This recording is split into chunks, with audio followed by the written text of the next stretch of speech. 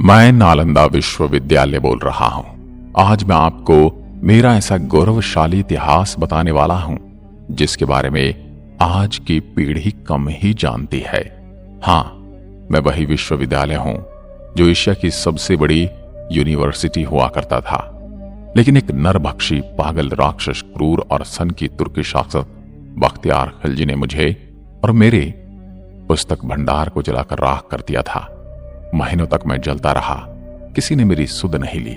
मैं सबसे पहले मुझे जलाने वाले के बारे में बताऊंगा, उसके बाद मेरी खोज कैसे हुई, उसके बाद मैं अपनी बनावट बताऊंगा, उसके बाद मैं आपको मेरी अलग अलग विशेषताओं से अवगत कराऊंगा, और सबसे पहले मैं नालंदा को क्यों तहस नहस किया गया वो बताता हूं।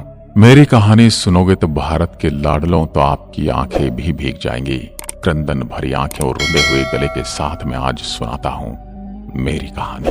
मेरे प्रांगण में 10,000 से ज्यादा विद्यार्थी पढ़ा करते थे और उनको पढ़ाने के लिए 1600 से अधिक पंडित आचार्य हमेशा मौजूद थे। एक समय की बात है, बख्तियार खिलजी नाम के क्रूर लुटेरे और मूर्ति पूजकों के विरोध की तबीयत खराब हो गई। किसी गंभीर बीमारी ने उसे जकड़ लिया था। उसने अपने नीम हकीमों से बहुत इलाज करवा लिया, लेकिन उसकी तबीयत ठीक नहीं हुई। उस समय एक यात्री मेरे प्रांगण में घूमते हुए सभी विषय पर पढ़ने वाले आचार्यों से भेंट करते हुए मोहम्मद बख्तियार खिलजी के राज्य में जा पहुंचा। वहां उसे पता चला कि वो अभी बीमार है तो मिल नहीं सकता। उस यात्री के विशेष आग्रह पर बख्तियार खिलजी मिलने के लिए तैयार हुआ। यात्री ने मिलते ही बख्तियार खिलजी को सलाह दी कि विश्व प्रसिद्ध नालंदा विश्वविद्यालय में मेडिसिन विभाग के प्रमुख पंडित राहुल श्री बद्र जी आपका इलाज करके आपको ठीक कर सकते हैं। फिर क्या था, पंडित राहुल श्री बद्र जी से इलाज की इच्छा प्रकट की, लेकिन बख्तियार खिलजी ने एक शर्त रखी थी कि मैं किसी भी प्रकार की भारतीय पद्धति से बनाई गई दवा नहीं खाएगा, क्योंकि ये काफिरों के द्वारा बनाई गई है। फिर कुछ समय के बाद राहुल जी श्री बद्र ने कुरान की प्रति लेकर खिलजी के पास गए और ये सलाह दी कि प्रतिदिन कुरान की प्रतियां आप पढ़ेंगे तो आप ठीक हो जाओगे। ये मेरा दावा है। उसके कुछ दिनों तक खिलजी ने कुरान की प्रतियां दिन में कई बार पढ़ी और उसने महसूस किया कि उसके स्वास्थ्य अब ठीक होने लगा है। उसके बाद उसने पता लगाया कि मैं ठीक कैसे हो गया। तो उसे पता चला कि पंडित राहुल श्री बद्र जी ने कुरान की प्रतियों पर दवाई का लेप लगा दिया था।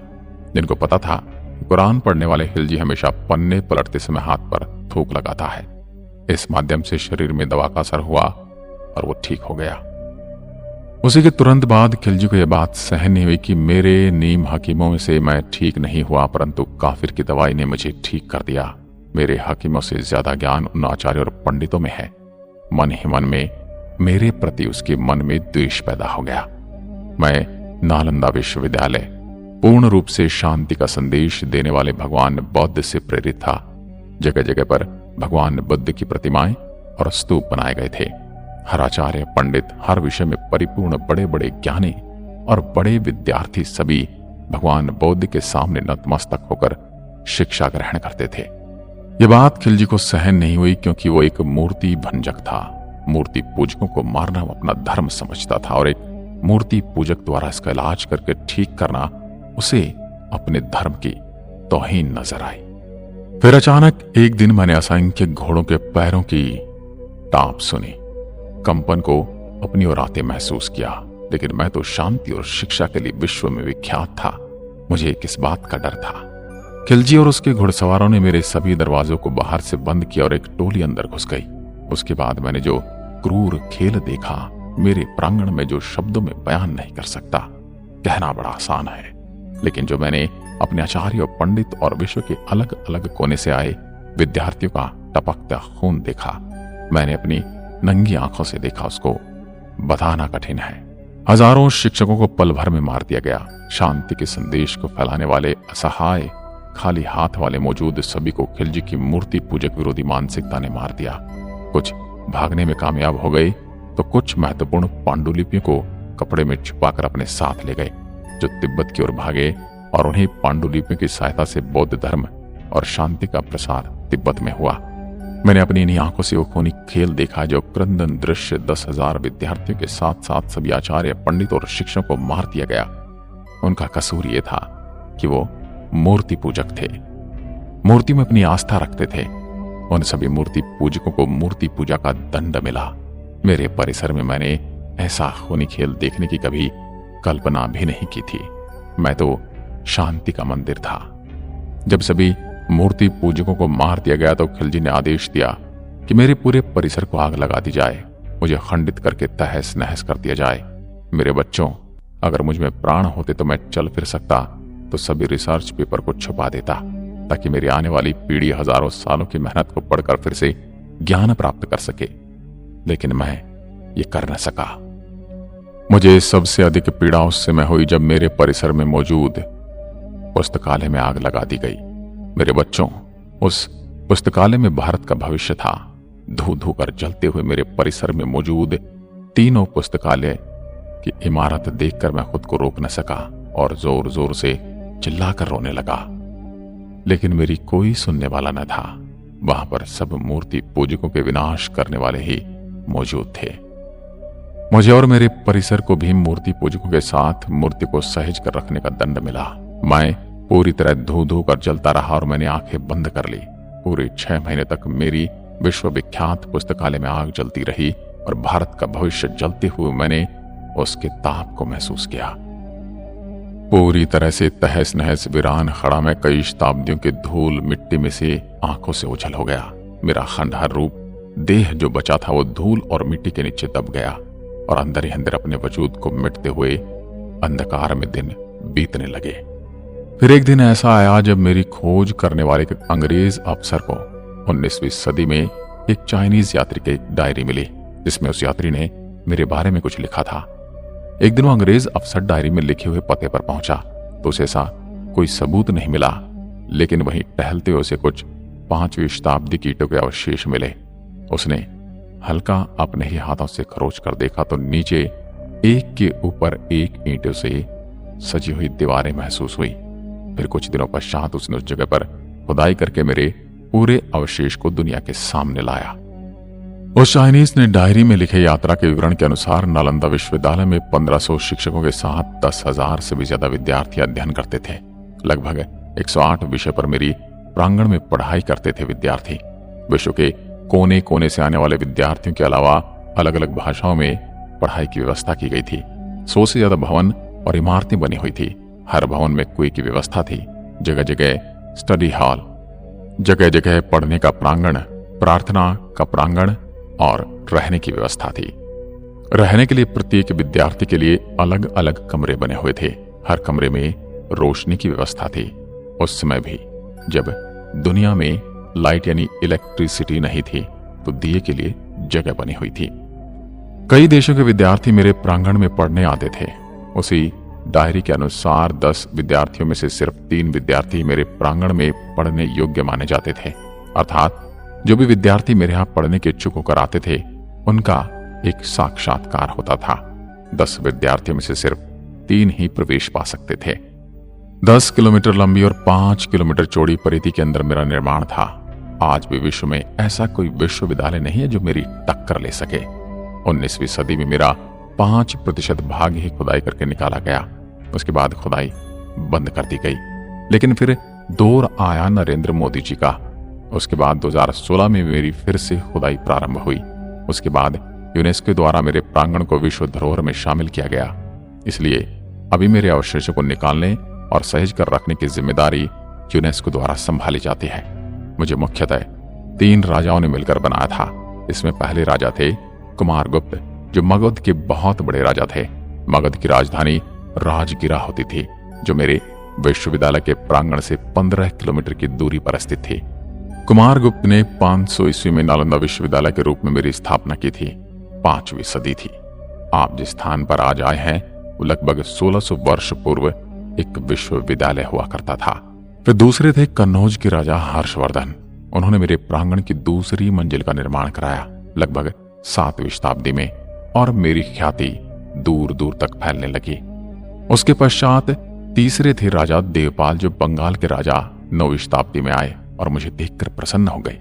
फिर उन्होंने मेरी ख्याति को और बढ़ाते हुए तीसरी मंजिल का निर्माण किया। फिर इस विश्वविद्यालय के नाम और उपनामों के पीछे 3 राज्यों का नाम सबके ऊपर लिखा जाता है, जिनमें गुप्त वंश, हर्ष वंश और पाल वंश, जो भी मेरे लिए ईश्वर रूप उन राजाओं के पद चिन्हों की आहट में सुन सकता हूं। मेरे यहां छात्रों के रहने के लिए 300 कक्ष बने थे, जिनमें अकेले या एक से अधिक छात्रों के रहने की व्यवस्था थी। 1 या 2 भिक्षु छात्र एक कमरे में रहते थे। कमरे छात्रों को प्रत्येक वर्ष उनकी अग्रिमता के आधार पर दिए जाते थे। इसका प्रबंधन स्वयं छात्रों द्वारा छात्र संघ के माध्यम से किया जाता था। यह विश्व का प्रथम पूर्णतः आवासीय विश्वविद्यालय था। इस विश्वविद्यालय में 3 श्रेणियों के आचार्य थे, जो अपनी योग्यता अनुसार प्रथम, द्वितीय और तृतीय श्रेणी में आते थे। नालंदा के प्रसिद्ध आचार्यों में शीलभद्र, धर्मपाल, चंद्रपाल, गुणमती और स्थिरमती प्रमुख थे। ह्युनसांग के समय इस विश्वविद्यालय के प्रमुख शीलभद्र थे, जो एक महान आचार्य, शिक्षक और विद्वान थे। प्रवेश परीक्षा अत्यंत कठिन होती थी और इसके कारण प्रतिभाशाली विद्यार्थी ही प्रवेश पा सकते थे। उन्हें 3 कठिन परीक्षाओं के स्तरों को उत्तीर्ण करना होता था। यह विश्व का प्रथम ऐसा दृष्टांत है। शुद्ध आचरण और संघ के नियमों का पालन करना अत्यंत आवश्यक था। यह महायान के प्रवर्तक नागार्जुन, वसुबंधु, असंग तथा धर्म कीर्ति की रचनाओं का सविस्तार अध्ययन होता था। वेद, वेदांत और सांख्य भी पढ़ाए जाते थे। व्याकरण, दर्शन, शल्य विद्या, ज्योतिष, योग शास्त्र तथा चिकित्सा शास्त्र भी पाठ्यक्रम के अंतर्गत थे। मेरी यानी नालंदा की खुदाई में मिले अनेक कांसे की मूर्ति के आधार पर कुछ विद्वानों का मत है कि कदाचित धातु की मूर्तियां बनाने का विज्ञान का भी अध्ययन होता था। यहाँ खगोल शास्त्र अध्ययन के लिए एक विशेष विभाग था। छात्रों को किसी प्रकार की आर्थिक चिंता न थी। उनके लिए शिक्षा, भोजन, वस्त्र, औषधि और उपचार सभी निःशुल्क थे। राज्य की ओर से विश्वविद्यालय को 200 गांव दान में मिले थे, जिनसे प्राप्त आय और अनाज से उनका खर्च चलता था। विश्वविद्यालय परिसर के विपरीत दिशा में एक छोटा सा पुरातात्विक संग्रहालय बना है। इस संग्रहालय में खुदाई से प्राप्त अवशेषों को रखा गया है। उसमें भगवान बुद्ध की विभिन्न प्रकार की मूर्तियों का अच्छा संग्रह है। इनके साथ ही बुद्ध की टेराकोटा मूर्ति और प्रथम शताब्दी की 2 मर्तबान भी इस संग्रहालय में रखे हुए हैं। इसके अलावा इस संग्रहालय में तांबे की प्लेट, पत्थर पर खुदे अभिलेख, सिक्के, बर्तन तथा 12वीं सदी के चावल के जले हुए दाने रखे हुए हैं। बड़गांव नालंदा का निकटतम गांव है। यहाँ पर एक सरोवर और प्राचीन सूर्य मंदिर है। यह स्थान छठ के लिए विशेष प्रसिद्ध है। नालंदा से थोड़ी दूर पर सिलाव स्थित है, जो स्वादिष्ट मिठाई खाजा के लिए प्रसिद्ध है। इनके पास ही है राजगृह। मेरे प्रांगण में मौजूद पुस्तकालय पूरे 9 मंजिल बड़ा था, जिसको कुछ इस्लामिक आक्रमणकारियों ने जला दिया। और मेरे पुस्तकालय में 3 इमारतें हुआ करती थी। उनके नाम हुआ करते थे रत्नादि, रत्न सागर और रत्नी रजक। 12 शताब्दी में जब खिलजी की क्रूर और मूर्ति भंजक विरोधी मानसिकता ने मुझे तहस नहस कर दिया, मेरी विश्व प्रसिद्ध पुस्तकालय में आग लगा दी और मुझे 6 महीने तक धू धू कर जला दिया। मेरे देशवासियों, आपने उस लाइब्रेरी में क्या खोया वो आप अभी नहीं समझ सकते। हजारों वर्षों के शोध, लाखों पांडुलिपि, हजारों करोड़ों शोध के पेपर धू धू कर जल गए। 6 महीने इसलिए लग गए क्योंकि उस समय पेपर नहीं हुआ करते थे। अधिकांश पांडुलिपि और रिसर्च के डॉक्यूमेंट ताम्र पत्रों पर उकेरे जाते थे। पूरा पुस्तकालय के प्रांगण का नाम धर्मगंज हुआ करता था। मेरे यहाँ आने के लिए आपको हवाई मार्ग और सड़क मार्ग अथवा रेल मार्ग से यात्रा करनी पड़ेगी। हवाई मार्ग के लिए निकटतम एयरपोर्ट यहाँ से 89 किलोमीटर दूर निकटतम हवाई अड्डा पटना का जयप्रकाश नारायण हवाई अड्डा है। रेल मार्ग के लिए नालंदा में भी रेलवे स्टेशन है, किंतु यहाँ का प्रमुख रेलवे स्टेशन राजगीर है। राजगीर जाने वाली सभी ट्रेन नालंदा होकर जाती हैं। सड़क मार्ग, नालंदा सड़क मार्ग द्वारा कई निकटवर्ती शहरों से जुड़ा है। अगर आप राजगीर से आते हैं तो 89 किलोमीटर दूर पड़ता हूँ। वहीं आप गया से आते हैं तो 89 किलोमीटर दूर स्थित हूँ, लेकिन बोध गया से आते हैं तो मैं 110 किलोमीटर की दूरी पर हूँ। मैं नालंदा विश्वविद्यालय आपको आमंत्रित करता हूँ। तो महानुभावों, मेरे बारे में आपके दिमाग में कुछ तो प्रतिक्रिया जरूर आई होगी। वो मुझे कमेंट सेक्शन में लिखकर बताइए, ताकि मुझे पता चल सके कि आप मेरे बारे में क्या सोचते हैं। मिलता हूं एक और पटकथा के साथ। तब तक के लिए नमस्कार। जय हिंद।